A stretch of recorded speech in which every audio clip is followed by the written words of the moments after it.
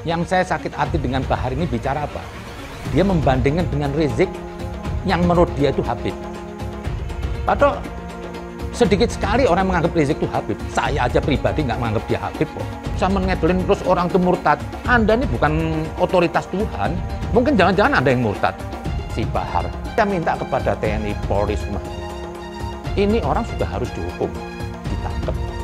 Nggak usah berdalih sara, menghinakan martabat negara. Yang di sini ada di pundak Pak Dudung sebagai kasar. Ini sudah penghinaan besar. Orang-orang kampung ngetawain. Ini tangkaplah Bahar. Jangan terus dikasih pemenang. Nggak usah pakai pengadilan udah. Aduh, kok pakai pengadilan. Tangkap tuh, masukin penjara udah. Kemarin ada pelaporan terhadap Bahar mau ditarik deliknya. Nggak perlu delik sudah. Ini orang merusak NKRI. Kalau dia nggak bejat, nggak jadi tenar. Hei Bahar, kau itu bajingan kamu itu. Jangan sampai Indonesia jatuh ke tangan pembohong. Jangan sampai Indonesia jatuh ke tangan Anies Baswedan. Indonesia akan suram jika yang terpilih kelak adalah seorang pembohong dan juga yang pernah dipecat oleh Pak Jokowi karena tidak becus bekerja, bergandeng tangan dengan kelompok intoleran, menggunakan ayat untuk menjatuhkan lawan politik. Habib jangan ceramah, Habib. Emang kau sama mengatur saya? Kan? Sudah ada kata kapok, saya Bahar Bismil, kapok di penjara, mau capek di penjara, lelah di penjara, nggak ada itu. Tidak ada kata kapok bagi saya. Saudara Bahar Smith, ujaran kebencian dan juga sara. Kenapa kalau saya dengan Jokowi mau ditangkap saya? Jokowi bangsa, tangkap saya polisi. Kenapa kalau saya hina Megawati? Kalau mau tangkap saya, Megawati bangsa, tangkap saya. Memang benar bangsa kok. Bahar ini sangat bajingan sekali dan sangat buruk sekali ya. Maka Bapak-Bapak Polri ini secepatnya harus disikapi. Ketika ini aduan sudah masuk atau laporan tersebut sudah masuk, ditindak secepatnya karena ini sudah membuat sara. Ini nanti yang akan memunculkan bibit-bibit radikal ini.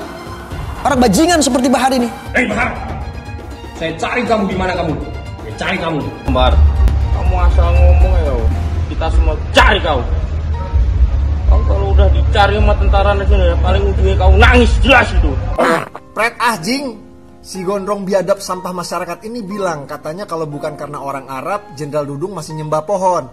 Woi goblok, kalau bukan karena Jenderal Dudung, umat kau masih nyembah baliho. Si gondrong bangsat itu kerjanya hina-hina Jenderal TNI aja ya. Injak-injak marwah dan martabat aparat. Kau lihat saja nanti. Dudung berkata, saya berdoa pakai bahasa Indonesia karena Tuhan saya bukan Arab. Itu betul. Ada lagi yang mengatakan bahasa Arab katanya ada bahasa surga. Ini sudah sesat, ini sudah kafir. Hanya orang goblok nggak tahu artinya pakai bahasa Arab, berdoa pakai bahasa Arab. Lah gimana Anda mau sampai? Arab itu kalau tidak ada Ka'bah nggak punya kehormatan. Apa sih seninya ada budaya Arab? Tidak ada. Bangsa yang nggak punya budaya, bangsa yang tidak melahirkan intelektual. Siapa coba intelektual Islam dari Arab? Tidak ada. Islam masih jauh dari kesempurnaan. Jangan sok Islami lah. Hindarin tuduhan kafir ini semuanya. Lihat Islam yang ada nih sekarang nih, pengen saya memuntah kok lihatnya. Sudah nggak ada enaknya. Agama mempersulit orang. Sekali lagi, Tuhan bukan Arab. Tahu Dudung kan Jenderal Baleho? Tuhan bukan orang Arab. Nah, yang seperti inilah yang Allah utamakan juga untuk masuk neraka. Bahasa penduduk surga bahasa Arab. Jadi kalau bukan karena para ulama, para habaib yang datang dari Arab bawa Islam ke Indonesia, ya, itu si Dudung mungkin masih nyembah pohon. Baik, ada kalau yang bukan bahasa Arab batal sholatnya. Mana ada orang kita sholat pakai bahasa asing. Inna sholati, my praying, wa mahyaya, my life, wa mamati, my die, lillahi ta'ala, for you, oh my God. ada, kita mesti pakai bahasa Arab. Bila seorang perempuan itu bibirnya besar, berarti kemaluannya besar. Apabila seorang perempuan tulang belakangnya ini bongkok, ya, nonjol, berarti kemauan dia bersetubuh itu besar. Pengen sudah bersetubuh, nafsunya gede, nafsunya besar. Aisyah, masalah perempuan menikah umur 9 tahun dipermasalahkan. Menikah muda ini baik, makanya kita bingung dengan orang yang mencaci maki Aisyah. MUI itu cuma sebatas ormas kok. Kebetulan dikasih makan oleh pemerintah. Nah, ini lembaga apa ini MUI ini lama-lama saya lihat. Ini loh si Anwar Abbas nih, nggak ada selesainya buat masalah. Oh ini hari Anda petantang pententeng seorang diri mengatakan bubarkan negara. Terus Anda kaitkan ini kriminalisasi ulama. Ulama yang mana dikriminalisasi? Emang kriminal loh yang ditangkap. Rakyat se-Indonesia termasuk saya ingin MUI dibubarkan. Kenapa kita kok ada gerakan di sini kafir? Bahwa patung Garuda itu kafir. Itu dulu yang ditumpas oleh Nabi itu berhala. Patung burung Garuda. Orang tidak pakai cadar dibilang kafir. Orang kalau tidak begini dibilang kafir. Kalau tidak ikut sistem ini dibilang kafir. Kita semua harus melawan, bukan hanya pemerintah. Rakyat juga minta kita melawan, kita menindak. Halal haram demokrasi. Kita pakai dulu sementara sistem kafir ini. Orang bilang kafir mana bisa. Sementara kalau semuanya sudah baik, kita pakai sistem Islam, naik khalifah. Mencuri listrik. Ini dalil yang mengatakan boleh. Ingat baik-baik, kalau mau mencuri pegang dalil. Negara yang tidak adil, kalau begitu boleh dicuri. Karena listrik ini diambil dari alam, maka itu milik Allah Subhanahu wa taala. Punya Allah, berarti milik bersama. Kita curi aja. Apa hukumnya berwisata ke tempat ibadah orang kafir? Contohnya Candi Borobudur. Hukumnya haram karena itu termasuk persetujuan kepada peribadahan mereka. Kita nggak boleh datang ke situ kecuali untuk satu tujuan. Mau membubarkan orang yang lagi beribadah kepada selain Allah. Haram hukumnya masuk ke rumah ibadah orang lain. Haram. TV itu dikatakan para ulama haram. Maka usulan anak kepada antum-antum yang punya TV, buang tuh TV. Bahaya. Bagaimana hukumnya musik dulu kan? Saya katakan haram. Surah 26 As-Sikat 31 ayat 6 dulu kan udah dibaca. Dari mana musik itu? Dari gereja. Musik bagian ibadah Kristen. Makanya sekarang mereka nyanyi, Pak. Haleluya, puji Tuhan. Sorga. Kapan musik masuk Islam? Pernah nggak musik mualaf? Itu permainan syaitan. Itulah yang ditempelkan salib di belakang ambulan. Kalau masjid kita punya ambulan, balik dari sini ambil pilok. Pilok itu lambang yang ada di ambulan. Ganti dengan bulan sabit. Orang kafir itu di neraka. Yang dimaksud patung. Patung Yesus Kristus, patung Brahma, Hindu Siwa, patung semua patung itu jadi bahan bakar neraka. Nanti membakar orang yang menggambarnya. Buat apa tutupan jilbab kayak ninja? Tapi bulu kayak tadi keluar ngafin orang merasa diri paling Islam. Kok gampang amat jadi Islam? Pakai sorban, pakai selendang, ini terus jadi Islam. Ya, kalau cuma gitu nggak usah turun Nabi Muhammad. Ka'bah itu apa? Ka'bah patung, tembok. Batu hitam itu ya Allahnya orang Islam. Kenapa harus pergi ke Arab Saudi untuk mutar-mutar batu hitam itu? Bahkan kita kalau naik haji itu putar 7 kali. Sekali putar, cium itu batu hitam. Putar lagi sekali, cium batu hitam itu. Tidak ada masuk surga di dalam Islam itu. Lalu saya tunjukkan ayatnya. Quran surat Al-Ahqaf ayat 9. Jadi Nabi Muhammad tidak tahu apakah dia masuk surga atau tidak. Nah ini yang dimaksudkan oleh Muhammad Kacai bahwa tidak ada keselamatan di dalam Islam. Benar itu ada di dalam Al-Quran kok. Ayatnya ada bahwa Nabi Muhammad ketika sholat didatangi oleh jin dan mengerumuni ketika dia lagi sholat. Ayatnya ada. Orang Islam aja yang nggak tahu ayatnya di mana. Terus ada lagi pertanyaan. Apa maksudnya bahwa Muhammad masuk neraka? Jadi Muhammad itu masuk neraka. Jelas aja karena Al-Quran juga bilang begitu. Quran surat ke-19 ayat 71 dan 72 dan 300 ayat di dalam kitab itu boleh menyelesaikan nyawa orang. Surat ke Al-Baqarah ayat 191. Yuk sekarang kita berpikir, jangan takut murtad dong. Daripada kamu mempercayai sesuatu yang tidak benar. Betul nggak? Ya iya, berpikir kritis. Bela kitab sucinya, bela Tuhannya, ya kan? Kalau Tuhannya pun setan mungkin dibela juga, kan begitu? Jangan katakan bom bunuh diri. Ini banyak wartawan-wartawan yang tidak islami memakai istilah-istilah kafir tanpa dia sadari. Gerakan bunuh diri, padahal gerakan mati syahid. Zaman sahabat Nabi pakai pedang, zaman sekarang tak pakai pedang. Letupkan, ledakkan, mati syahid. Ada pun orang yang mengejek ini mati konyol. Orang mati syahid dia katakan mati konyol. Saya pernah ditanya, apa pendapat Pak Ustadz tentang ISIS? Bagus, saya bilang. Siapa yang tidak ikut kepada ISIS, kafir, halal darahnya. Ceramahnya Ustadz Abdul Somad. Ya, ceramah yang membenarkan bom bunuh diri. Bom bunuh diri itu memang benar dalam Islam. Dan ini mengamalkan surat Al-Anfal ayat yang ke-60. Orang Islam yang baik itu yang menjadi teroris. Buka Al-Anfal ayat 60. Kesibukan para lelaki yang masuk surga di surga adalah memecah perawan istri-istrinya. Perawan terus. Mereka menyatakan bahwasanya kesibukan penduduk surga itu memecahkan keperawanan para bidadari. Ternyata ini kesibukan mereka. Bagaimana mereka tidak sibuk? Sementara bidadari yang Allah siapkan bagi mereka sangat luar biasa, indah, cantik dan moleknya. Salah satu nikmat yang ada dalam surga adalah pesta seks. Minta maaf, karena inilah yang kita tahan-tahan di dunia. Agama musuh besar Pancasila.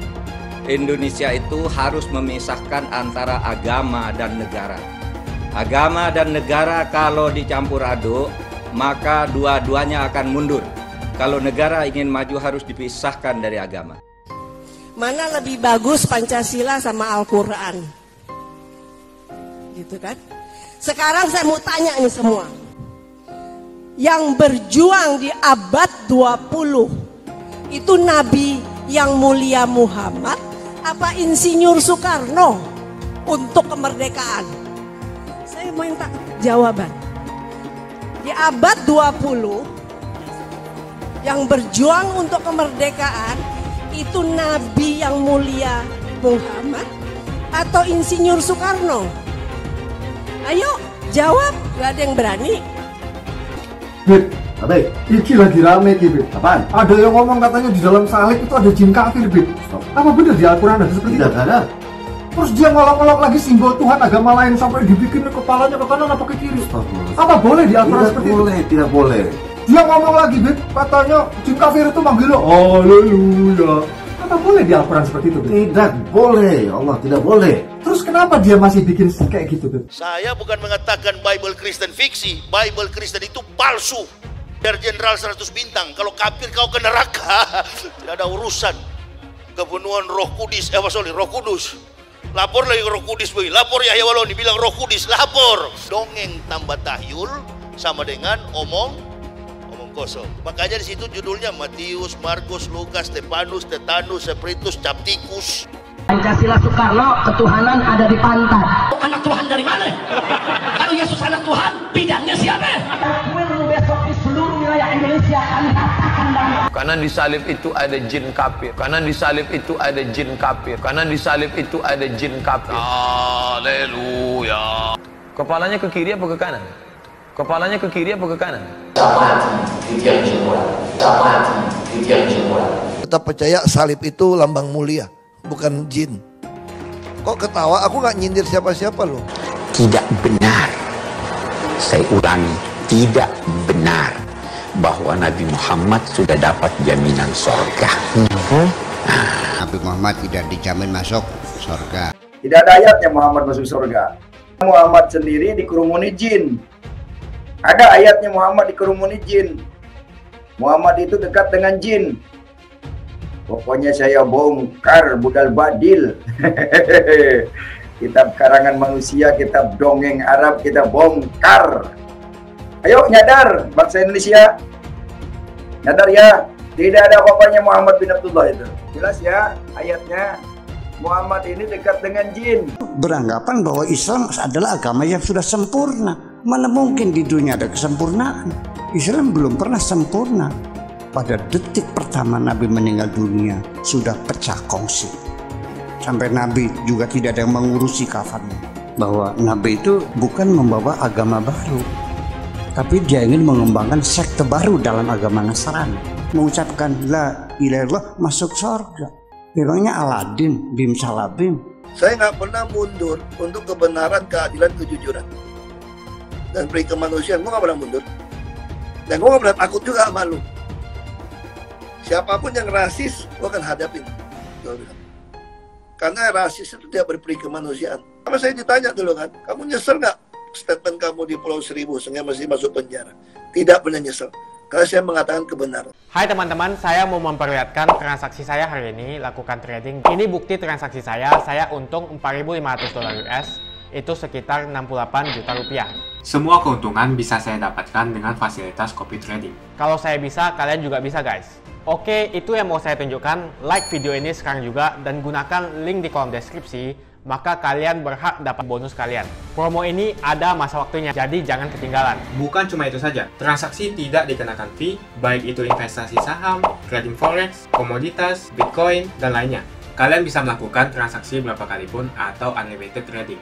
Dan tidak ada fee sama sekali. Jika transaksi di tempat lain sudah berapa fee-nya. Setelah menonton video ini, ayo mendaftar sekuritas hari ini, gratis dan tidak ada minimal deposit. Pastikan kalian menggunakan link di kolom deskripsi untuk mendapatkan welcome bonus. Bukan cuma itu, kalian akan dapat kelas trading online gratis senilai 3 juta rupiah atau $200 jika kalian deposit di bulan ini.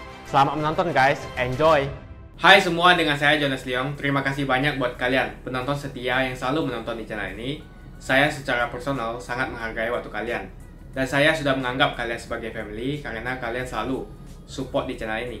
Bagi kalian yang selalu menuliskan opini kalian di kolom komen, saya baca komen kalian satu persatu. Saya baca komen kalian untuk mengetahui opini kalian, tanggapan kalian, dan masukan kalian sangat berguna untuk video selanjutnya. Terima kasih banyak buat kalian yang selalu menekan tombol like di awal video. Video seperti ini membutuhkan waktu dan juga research. Dan ini semua gratis untuk kalian. Jadi pastikan kalian menekan tombol like-nya supaya saya mengetahui kalian menyukai konten yang saya bagikan. Si Bahar lagi. Kenapa saya ingin menanggapin lagi? Saya tidak akan ingin tertuju kepada Baharnya. Tapi jangan sampai kebohongan dia ini dibenarkan orang banyak, terutama pengikutnya. Diawalin dengan kata-kata, dengan bahasa Arabnya, memuji Tuhan, membawa nama Rasulullah. Tapi di balik itu dia banyak dusta lah. Dia hanya pembelaan diri aja. Jadi dianggap dalam pandangan dia ini semua ini mungkar, dia merasa yang paling benar. Padahal sikapnya dia ini semua apa? Ya dia sendiri itu mungkar sebenarnya. Nggak perlu dibenarkan lah. Tapi ini Bahar lah, lagi-lagi Bahar hanya ingin membenarkan dia, merasa dia yang paling hebat, seperti pahlawan, mencegah mungkar. Dia nggak sadar, dia mencegah mungkar dengan mungkar. Yang saya sakit hati dengan Bahar ini bicara apa? Dia membandingkan dengan Rizik yang menurut dia itu Habib. Padahal sedikit sekali orang menganggap Rizik itu Habib. Saya aja pribadi nggak menganggap dia Habib kok. Nah di sini dia sudah meletakkan apa? Sepertinya negeri ini kasat disamakan dengan label Habib. Ini nggak ada. Label Habib itu bukan label strata ilahiyat, tidak ada. Jadi mau orang memanggil Rizik atau Rojak atau ini itu nggak ada masalah. Tapi di saat orang memanggil Pak Dudung itu dengan compare membandingkan Rizik, berarti dia ingin menghinakan. Ini sudah masalah.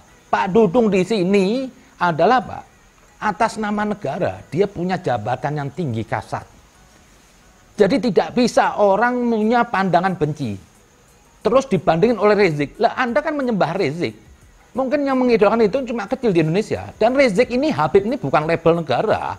Nggak dilindungin oleh negara. Nggak penting lah bagi saya. Kalau Rizik ini begundal bagi saya, pengganggu NKRI. Lah, pantaslah bagi Anda sembah rezik itu ya, karena sama-samanya burung itu akan terbang sesama jenisnya. Lah, ini rezik, idolanya Anda, ya ini sama-sama. Jadi Anda ini ya rombongan begundal lah bagi saya.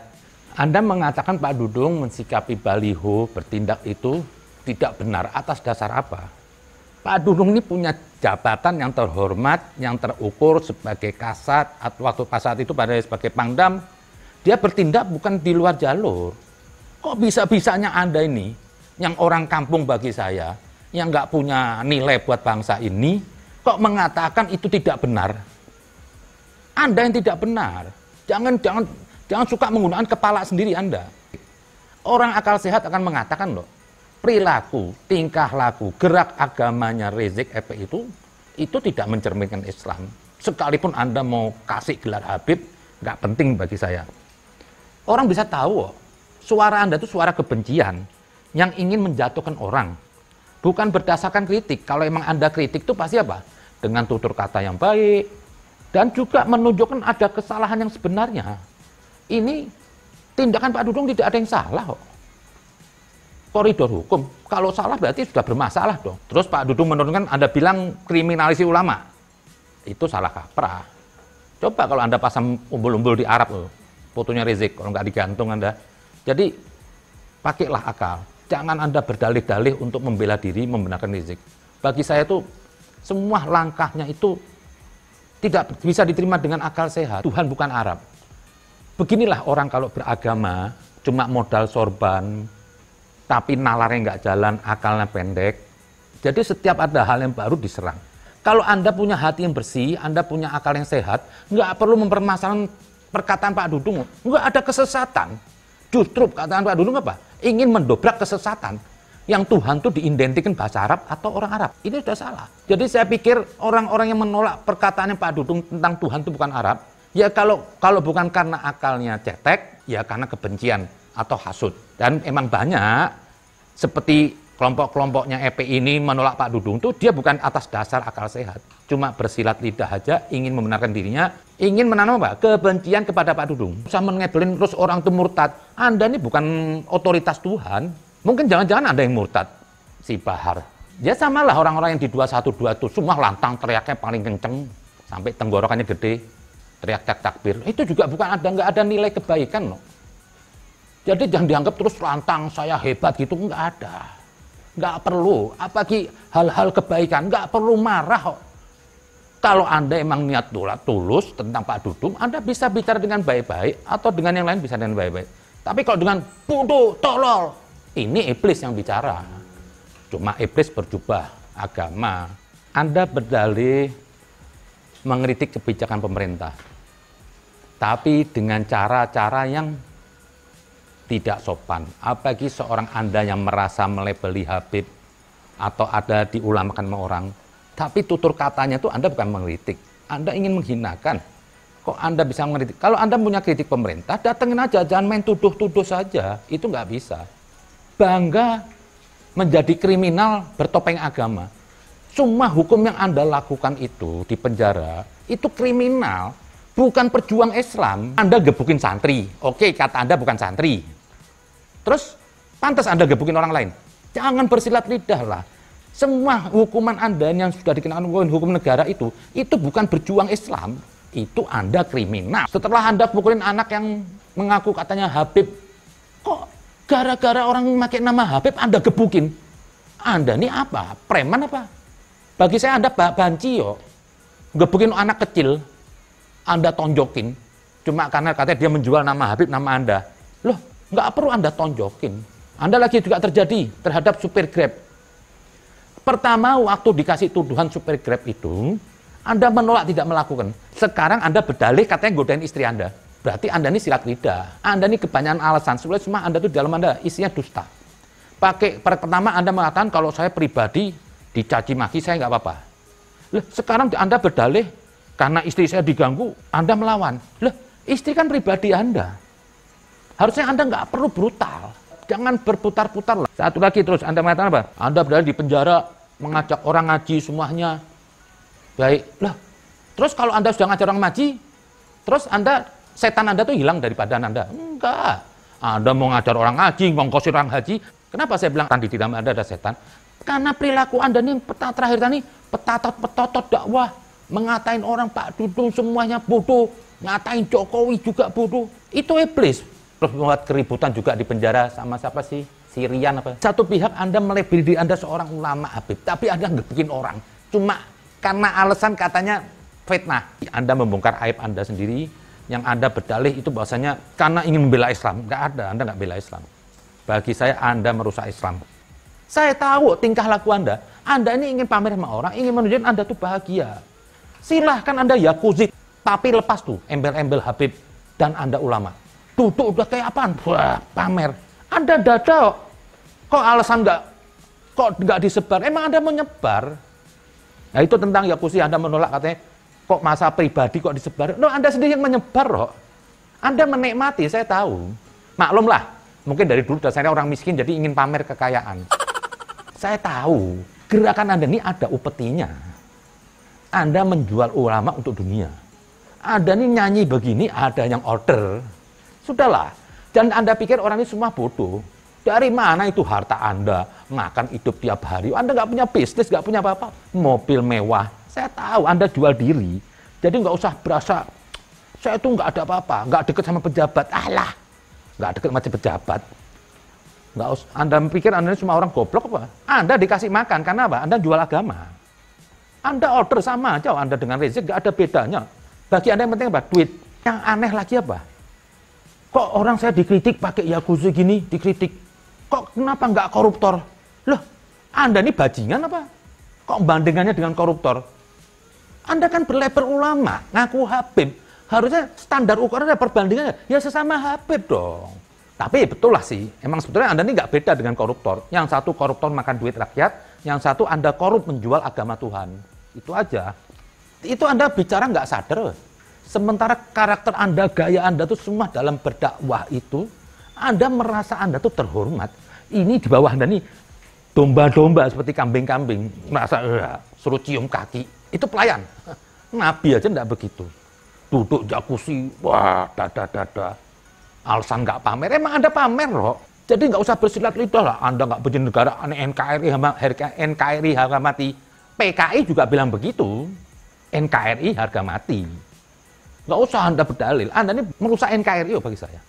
Bertopeng agama aja. Jadi Anda nggak usah berdalih, saya NKRI, saya cinta negara. Nggak ada cinta. Itu kamuflase semua. Hanya Anda untuk menghindar ancaman hukuman negara. Pokoknya backingnya Anda itu semua yang benci sama Jokowi sama Anda semua. Ya sama Rizik foto sama Tommy, sama siapa dulu, sama SP, ya macam-macam lah. Nggak usah Anda sok suci, katanya nggak ada saya dideketin pejabat siapa. Loh Anda ini anak kemarin sore jual agama. Nggak usah Anda bergaya sok intelek ini apa-apa. Nggak ada lah bagi saya. Anda ini bagi saya sampah. Nggak usah Anda berdalih saya suci bergerak sendiri tanpa ada pejabat. Nggak ada itu semua. Dan saya minta kepada TNI Polri semua ini. Ini orang sudah harus dihukum, ditangkap. Nggak usah berdalih sara. Menghinakan martabat negara. Yang di sini ada di pundak Pak Dudung sebagai kasat. Ini sudah penghinaan besar. Orang-orang kampung ngetawain. Ini tangkaplah Bahar. Jangan terus dikasih memenang. Nggak usah pakai pengadilan, udah. Aduh, oh pakai pengadilan. Tangkap tuh, masukin penjara udah. Kemarin ada pelaporan terhadap Bahar, mau ditarik deliknya. Nggak perlu delik, sudah. Ini orang merusak NKRI. Kalau dia nggak bejat, nggak jadi tenar. Jadi tenar itu ada dua, ada orang baik dan orang bejat. Dia ini mewakili kebejatan, jadi nggak perlu diselidiki ini lagi. Saya mintalah kepada Pak Dudung atau Panglima Kapolri ini semua, nggak usah kayak basa-basi. Masa gara-gara satu orang kok kesannya jadi kayak takut? Nggak apa-apa lah. Kalau perlu dilemahkan lah. Masukin rumah sakit jiwa itu saya setuju. Cocoknya jadi masuk rumah sakit jiwa. Jadi langsung dikasih stigma sakit jiwa. Jadi masukin rumah sakit jiwa, dia nggak keluar lagi. Kalau masuk penjara, besok keluar lagi, bikin gaduh lagi. Jadi biarkan habis umurnya, suruh tabligh di rumah sakit jiwa lah.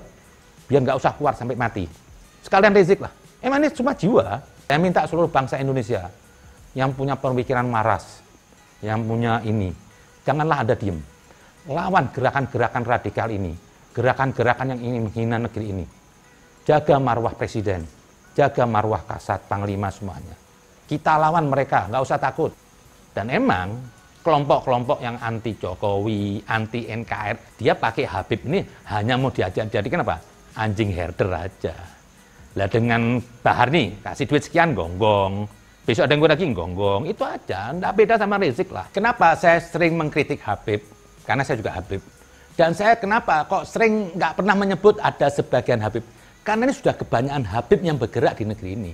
Dari Rizik, Bahar, aduh, belum lagi yang menampung Bahar, ini semua Habib. Saya tidak mengeneralisir, tapi kita harus akui, ini ada komplotan Habib yang saling tunjang-menunjang, mengganggu NKRI. Dan kalau saya gimana saya mau rasis, saya juga Habib kok. Jadi ini otokritik, saya ingin kasih peringatan buat Habib-Habib yang baik itu, diem Anda itu pendukung, harusnya Anda berontak dong dengan perkataannya Rizik, sikapnya Bahar.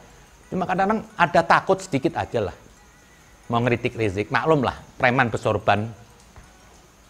Ya kalau saya sih, nggak ada urusan lah, urusan takut, aduh capek lah urusan takut. Mati ya mati, udah gitu aja. Pokoknya usahakan, saya tuh pengen mati itu untuk NKRI, untuk kebaikan. Kalau Bahar tadi ingin mati untuk kebatilan, biarin aja. Indikator utama dalam menilai kegagalan Anies Baswedan adalah melihat bagaimana cara Gubernur DKI Jakarta membelanjakan uang rakyat selama pandemi. APBD Jakarta yang begitu besar, dia belanjakan untuk kepentingan ego pribadinya untuk maju sebagai presiden 2024. Dia mengabaikan tekanan rakyat yang meminta dia membatalkan rencana balapan mobil Formula E dan mengeluarkan 1 triliun uang rakyat untuk acara tidak berguna itu. Uang muka dan jaminan bank bagi penyelenggaraan balap mobil Formula E dibayar Anies pada saat pemerintah secara resmi mengumumkan negara dalam keadaan darurat.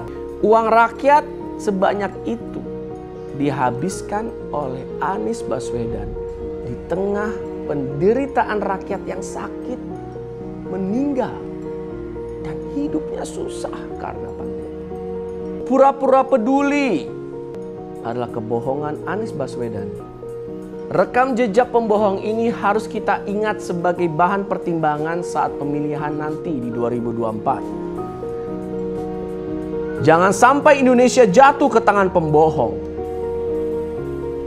Jangan sampai Indonesia jatuh ke tangan Anies Baswedan. Makasih banyak buat kalian yang nggak skip dan nonton video ini sampai habis. Saya secara personal sangat menghargai waktu kalian. Makasih banyak buat kalian yang sudah tekan tombol subscribe. Dan makasih banyak buat kalian yang sudah tekan tombol loncengnya. Jangan lupa bagikan informasi ini ke teman atau family Anda. Mungkin teman atau family Anda membutuhkan investasi ini. Oke guys, sekian dulu dari saya. Jangan lupa follow Instagram saya di @johannesleongofficial untuk kata-kata motivasi setiap harinya. Bagi kalian yang termotivasi nonton video ini, ayo like video ini dan subscribe di channel ini. Dan buat kalian yang sudah subscribe di channel ini, jangan lupa tekan tombol loncengnya supaya kalian mendapatkan notifikasi setiap kali saya upload video. Hai teman-teman, kalian sudah membuka akun untuk melakukan investasi atau trading? Jika belum, membuka rekening sekuritas itu gratis loh. Bahkan cuma butuh 5 menit saja. Cepat dan simple. Dan semua bisa dilakukan secara online. Sampai saat ini ketika kita mau melakukan investasi saham atau trading forex, kita masih menggunakan cara yang kuno. Seperti kita menelpon banker atau broker yang melakukan atau mengeksekusi transaksi kita. Tapi apakah kalian tahu, untuk membeli saham atau forex, kita cuma login, lalu memilih apa yang kita mau, lalu masukin angka berapa banyak yang ingin kita beli, lalu tinggal klik. Sesimpel itu. Sampai saat ini kita bingung mau investasi saham luar negeri, trading forex, komoditas, dan cryptocurrency di mana tepatnya. Kita bisa lakukan semua trading di sini, karena sekuritas ini merupakan one-stop shopping. Sampai saat ini kita membayar fee di setiap transaksi kepada banker atau broker. Setiap kita melakukan transaksi jual beli, biasanya kita dipotong fee oleh platform kita. Kalau dalam 1 bulan kalian melakukan transaksi 1 kali, mungkin tidak terasa. Coba kalian melakukan trading sebanyak 100 kali. Sudah berapa fee-nya? Misalnya kalian membeli saham Google dengan fee per transaksi $10. Jika kalian membeli saham Google 10 kali, maka fee transaksi sudah $100. Belum lagi kita akan dikenakan fee ketika kita menjual saham itu. Itulah sebabnya kenapa saya memilih sekuritas ini, karena tidak ada fee sama sekali. Saya ulangi, tidak ada fee sama sekali ketika kalian melakukan transaksi. Dan yang kedua, kalian bisa melakukan unlimited trading atau trading sebanyak apapun. Ya, kalian bisa melakukan trading 10 kali, 100 kali, 1000 kali dalam sehari tanpa dikenakan fee. Jadi berapa banyak uang yang kita hemat dari fee saja? Menarik bukan? Jadi apa yang kalian tunggu? Mendingan kalian cobain sendiri aja deh. Tutorial bisa kalian cek di kolom deskripsi. Bukan cuma itu, kalian akan dapatkan kelas trading gratis yang nilainya 3 juta rupiah jika kalian deposit di bulan ini.